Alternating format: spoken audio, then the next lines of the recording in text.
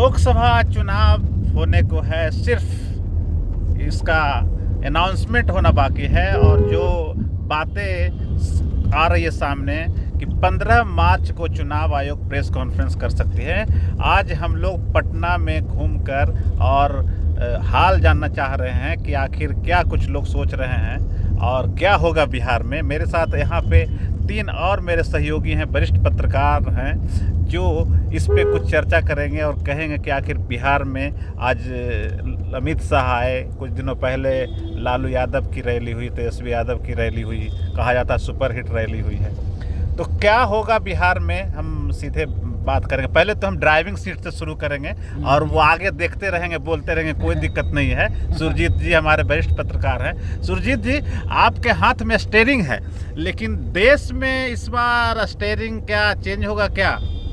जी नहीं, बिल्कुल ऐसा तो कहीं से कोई संभावना नहीं दिख रहा है कि यहाँ पे कोई देश के स्टीयरिंग प्रधानमंत्री नरेंद्र मोदी के हाथ में जो है थी। और इस बार भी 2024 में कुछ बदलाव के संकेत वैसे दिख नहीं रहे हैं, क्योंकि जिस तरीके से बिहार से महागठबंधन का जो एक स्वरूप बना था और उस स्वरूप का मुखिया नीतीश कुमार थे, और नीतीश कुमार जिस तरीके से बेआबरू होकर उस गठबंधन से निकले हैं, और इसका बहुत ही गलत प्रभाव सिर्फ बिहार में नहीं बल्कि पूरे देश में देखा जा रहा है। तो ऐसा कुछ संभावना नहीं दिख रहा है कि यहाँ पे कुछ चेंज होने वाला है। अच्छा, सुरजीत जी का अपना मत है और मेरे साथ एक और वरिष्ठ पत्रकार हैं, अखबार से जुड़े हुए हैं, और हम उनसे बात करेंगे। रजनीश जी हैं। रजनीश जी, क्या कहेंगे जिस तरीके से 3 मार्च को रैली हुई और आप आरजेडी कवर भी करते हैं, लगता है कि कुछ बदलाव बिहार में होगा? जीरो पे हैं ये लोग और 39-40 से मुकाबला है, क्या कहेंगे आप? देखिए, बात 40 और 39 का मुकाबला की नहीं है। और जहाँ तक आपने बात कही कि जो महागठबंधन की रैली थी, उसमें उस रैली में जनसैलाब तो दिखा, भीड़ दिखी, लेकिन भीड़ के पैमाने से आप यह अंदाज़ा नहीं लगा सकते हैं कि क्या वह जो भीड़ है वो वोटर में तब्दील होगा और वो महागठबंधन को फ़ायदा होगा या नहीं होगा। ये इससे आप पैमाना नहीं लगा सकते। लेकिन महागठबंधन के जिन्होंने रैली का जो आयोजन किया था उससे थोड़ा उत्साहित ज़रूर है, लेकिन बहुत ज़्यादा उत्साहित होने की ज़रूरत नहीं है। जो ज़मीनी स्तर पे काम करने की ज़रूरत है उसे करने की ज़रूरत है। जहाँ तक अभी तक सीट बंटवारा नहीं हुआ है, सीट बंटवारा में महागठबंधन किस तरह से तालमेल बैठाता है, ये काफ़ी अहम रखता है। और बाकी आप देख रहे हैं कि एनडीए के वरीय नेता नहीं, बल्कि जिनके हाथ में, आपने अभी कहा कि जिनके हाथ में देश की स्टीयरिंग है, वो दौरा कर चुके हैं। आज उनके जो थिंक टैंक हैं, गृह मंत्री अमित शाह की आज रैली पालीगंज में हो रही है, पाटलिपुत्रा की धरती पे हो रही है, तो उन्होंने भी बहुत ही गर्जना के साथ उन्होंने अभी भले ही चुनाव आयोग के द्वारा लोकसभा चुनाव की रणफेरी नहीं बजाई गई है, अनाउंसमेंट नहीं हुआ है, तिथि का अनाउंसमेंट नहीं हुआ है, लेकिन अमित शाह का जिस तरह से आज भाषण हुआ है, यह पूरी तरह से चुनावी रैली की तरह वो उन्होंने भाषण दिया है। और जिस तरह से आरजेडी पर उन्होंने प्रहार किया है, विशेष करके लालू परिवार पर प्रहार किया है, लालू यादव पर प्रहार किया है, तो इससे लगता है कि अभी भी एनडीए पूरी ताकत के साथ चुनाव में उतरने वाली है। और यहाँ महागठबंधन को बहुत ही स्ट्रेटजी के साथ एनडीए के साथ मुकाबला करना होगा। मेरे साथ और भी एक पत्रकार हैं और वो हमेशा एयरपोर्ट पे जितने भी लोग हैं, वो जितने नेता दिल्ली से पटना आते हैं जाते हैं, वो कवर करते रहते हैं। क्या कहेंगे, लगता है कि बिहार में कुछ बदलाव होगा निराला जी? देखिए, बिहार में तो बदलाव नहीं दिखता है, खासकर लोकसभा चुनाव की हम बात करें तो लोकसभा चुनाव में बिहार की जनता हो या देश की जनता हो, सभी अस्थायित्व चाहते हैं। और जिस तरह का अलग दलों का जो घटनाक्रम देखने को मिला है हाल के दिनों में, देश की जनता जान चुकी है कि हम ये बिहार के साथ साथ जो है हमारा जो देश है वो किसके हाथों में सुरक्षित रह सकता है। केंद्र की सत्ता की बात करें तो इस बार भी पीएम नरेंद्र मोदी के एगेंस्ट में कोई भी दावेदारी या दावा करने वाले उम्मीदवार अभी तक नहीं दिख रहे हैं, जिसका अच्छा खासा जो है बिहार में भी असर देखने को मिलेगा। और कहीं ना कहीं जो हो केंद्र में नरेंद्र मोदी की ही सरकार बननी तय है। तो तीसरी बार नरेंद्र मोदी के हाथ में देश का जो स्टेयरिंग है वो जाएगा। लेकिन सुरजीत जी, आपको लग रहा है कि बिहार में जिस तरीके से तेजस्वी यादव को मिला है इस बार जन समर्थन मिला है, और ये भी एक और युवा हैं, चिराग पासवान भी युवा हैं, लगता है इन लोग का कुछ असर बिहार में होगा और मोदी की सीट कमेगी और महागठबंधन को कुछ फायदा होगा? नहीं, जैसा कि मैं आपको यहाँ पे बताना चाहता हूँ कि जो ये चुनाव, लोकसभा का जो चुनाव होता है वो स्थानीय मुद्दे पे बिल्कुल नहीं होता है। वो डिपेंड करता है कि प्रधानमंत्री का उम्मीदवार कौन है। और यहाँ पे देखा जाए तो प्रधानमंत्री नरेंद्र मोदी के मुकाबले में आज तक विपक्ष एक अच्छा चेहरा नहीं सामने लेके आ पाया।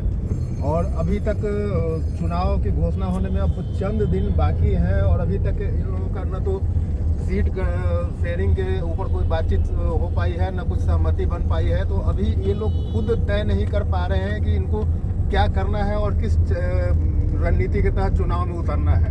तो यहाँ पे बहुत सारी अनिश्चितताएं दिख रही है विपक्षी खेमे में, और विपक्ष जो है अभी तक तय नहीं कर पा रहा है कि नरेंद्र मोदी के खिलाफ हम किस चेहरे को आगे सामने करके चुनाव लड़े। तो ऐसे में नहीं कहा जा सकता है।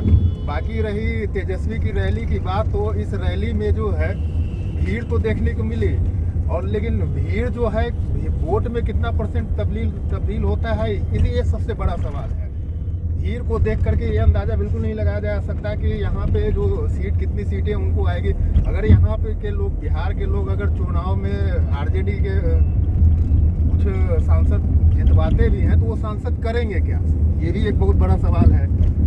एक बार ऐसे ही हम लोग देख चुके हैं कि केंद्र में जो है यूपीए की सरकार थी और बिहार से एक भी मंत्री नहीं थे, ऐसा भी एक दौर आया था।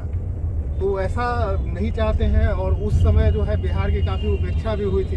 तो लोग, बिहार के लोग भी अब ये चाहते हैं कि जिस पार्टी की सरकार केंद्र में हो उसी के पार्टी के सांसद उनके क्षेत्र से भी रहें।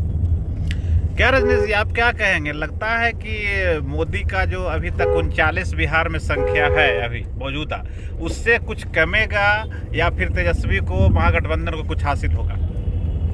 देखिए, जिस तरह से एनडीए में एक चिराग फैक्टर जिसको आप कह रहे हैं, जो चिराग फैक्टर है वो मायने रखेगा। अगर एनडीए में अंदरूनी कलह नहीं हुआ, आपका इशारा ऐसा तो नहीं है, जिस तरह से विधानसभा में देखने को मिला है कि एक साथ रहते हुए, एनडीए के पार्ट रहते हुए एक पार्टी ने दूसरी पार्टी को डैमेज पहुंचाया और उसका खामियाजा हुआ कि आज एक दल सत्ता में रहते हुए तीसरे पायदान पे हैं। अगर इस तरह से बातें नहीं हुई तो स्थितियां बदलेगी। तो फिर चिराग वैसे ही करेंगे क्या कुछ नीतीश कुमार के साथ में? देखिए, मैं चिराग की बात नहीं कर रहा हूँ, मैंने एक दल की बात की है। तो हालांकि आपने जो कहा, उन्होंने ही ऐसा किया था। वो राम के हनुमान बने हुए थे, नरेंद्र मोदी के चिराग हनुमान बने हुए थे, और उसका परिणाम पिछले विधानसभा में देखने को मिला है।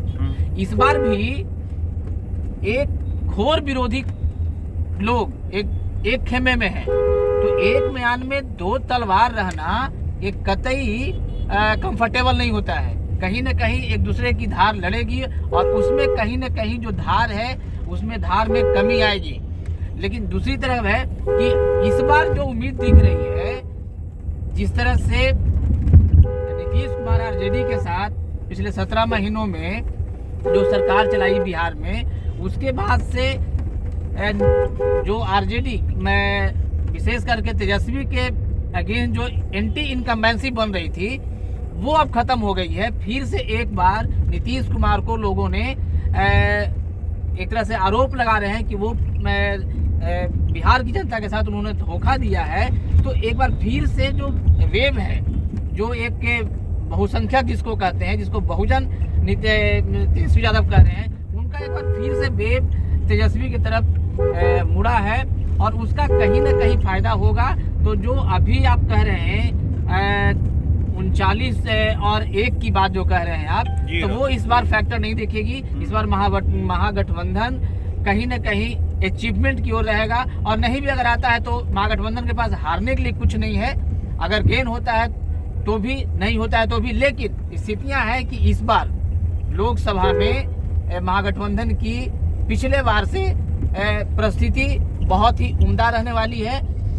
जी। तो आपने देखा इन पत्रकारों ने जिस तरीके से हर दिन जो रिपोर्टिंग करते हैं और जो आकलन होता है उसके अनुसार इन्होंने अपनी बातें रखी है। और जिस तरीके से आज अमित शाह ने पलटवार किया है और लालू यादव पे निशाना साधा है, उन्होंने इतना आडवाणी जी का भी नाम लिया, कहा कि आडवाणी के रथ को लालू यादव ने रोका। लेकिन मोदी वो शख्स हैं जिन्होंने रामलला का न सिर्फ है कि स्थापना किया बल्कि राम का लहर भी पूरे देश में एक बनाने की कोशिश की है।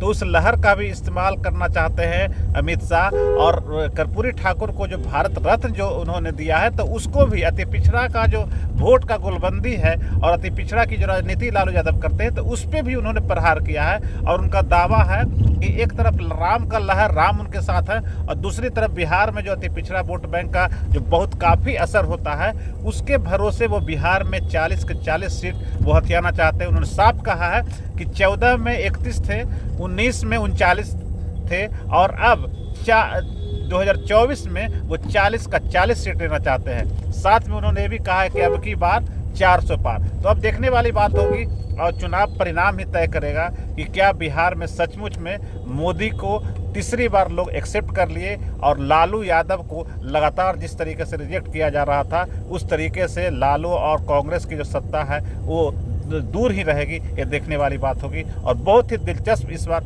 मुकाबला होना है। तो फिर हम किसी और टॉपिक पे इसी तरह से पत्रकारों से चर्चा करेंगे और आपको रूबरू कराएंगे कि क्या कुछ बिहार में और देश के स्तर पर हो रहा है। नमस्कार। अगर आपको ये खबर अच्छी लगी तो चैनल को सब्सक्राइब करना नहीं भूलें और बेल आइकन जरूर दबाएं।